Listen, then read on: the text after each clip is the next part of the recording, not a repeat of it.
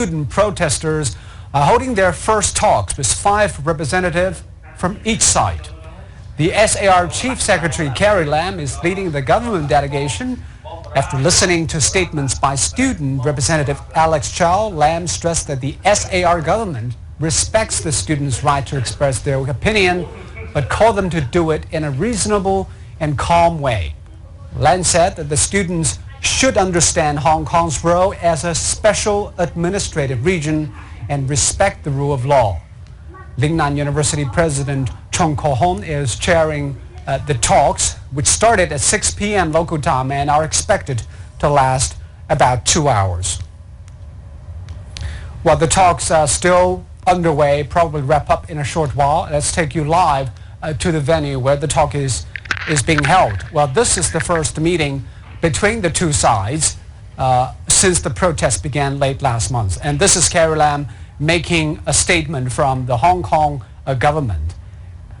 And the meetings have been called off twice in recent weeks. Students are demanding that Hong Kong have greater say. 盼望學聯喺再思前路嘅考慮嘅時候呢，能夠重視市民對於一人一票可以普選行政長官呢個期盼，能夠以市民嘅福祉呢係為依歸，能夠正面咁去回應市民對於早日恢復社會。Well, the meetings have been called off earlier twice in recent week. Students are demanding that the Hong Kong have greater say over who stands for election as the next executive of Hong Kong SAR. Well, currently under proposed electoral reform, a nominating committee made up of 1,200 members will be formed to pick 2 to 3 candidates for the election. Let's take a listen about Carrie Lam. Time out to be our moderator. Thank you very much. I am very delighted that both sides are respectful of one another, and they expressed their views in a peaceful and calm manner. There may still be gaps, but both parties. He's wrapping up the statement for both sides. Talk about these issues, and we'll follow up on these issues in further dialogues. This is about time we bring it to a close. Thank you all very much. And that comes to the end of the discussions and talks between government from Hong Kong and student protest leaders. While the much anticipated meeting comes at a crucial time in Hong Kong, both sides are seeking to end political deadlock, which has continued for over 3 weeks. And CCTV's Jing Qiao has a wrap-up. A meeting amid clashes and hopes, chaired by Lingnan University President Chen Guotan, who was picked by the city's 8 universities and had pledged to remain impartial. I will not stop them unless they say things to attack others, or they violate the principles agreed before the meeting. Earlier, Len Chengying, the Hong Kong SAR's chief executive, called this meeting a good beginning.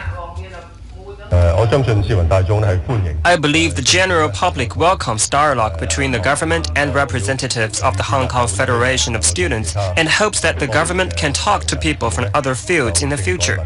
We all realize one meeting might not solve all the problems, but it's a good start to have a dialogue. The government, through 3 secretaries, will listen to the opinion of the Hong Kong Federation of Students with the greatest sincerity. But some are skeptical as to what the talks can deliver. Lau Nai-kun is a member of the Hong Kong Basic Law Committee.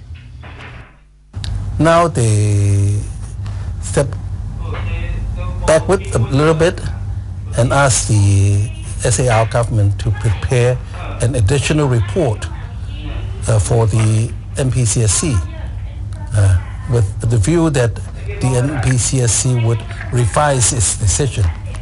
Again, this is impossible.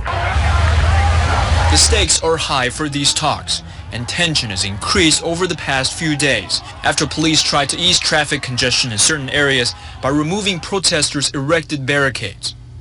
But while opinion is divided and results uncertain, it seems any dialogue is better than no dialogue at all.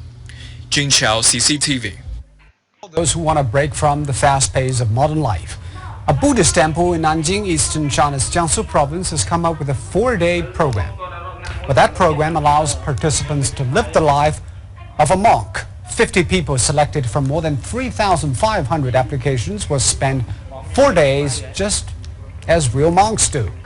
And there are strict conditions For joining, they need to put their cell phones aside, learn Buddhist scriptures, eat veggie food, and sit in meditation to experience Buddhist tradition. The 50 short-term monks, who range in age from their 20s to the 50s, come from all walks of life, including teachers, doctors, white-collar workers, and students.